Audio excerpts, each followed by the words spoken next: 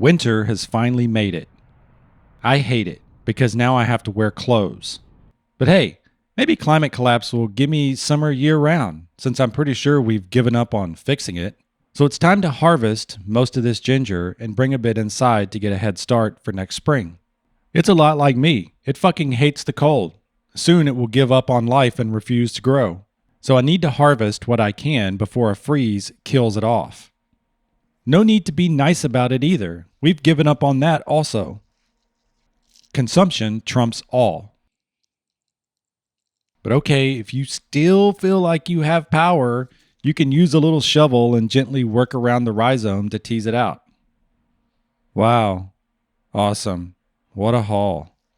The massiveness of the stalks always tricks me into believing there's also a massive rhizome of gingerness awaiting me. Kind of like the dude that brags about having a big one only to discover it's a micro. Know what I'm saying? There's a lot of that going around these days. The micros ruling the world, that is. I mean, this is better than nothing, I guess, but it won't last long around here. To get ready for the restart, I'm going to loosen the existing soil and pick out any hunks of root. Then add a bit of cocoa coir to fill in the void left from the massively disappointing harvest. Let me clean up a little because I fucking hate mess.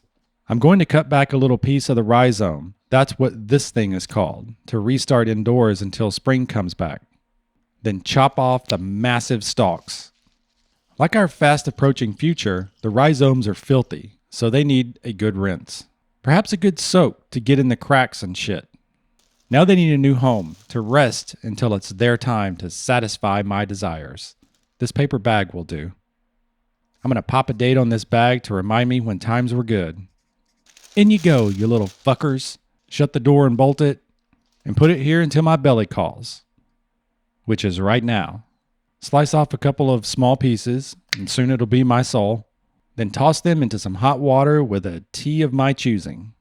Now I'm going to take this little guy and stuff him back in the soil it came from. Then bury it, just a couple of inches. Set it under grow lights. Give it a little water while it's still clean, the water that is. And pat myself on the back for another successful ginger harvest. And that's all I got. Thanks for watching. See you next time. I'm going to invent ginger burritos and have taco periods.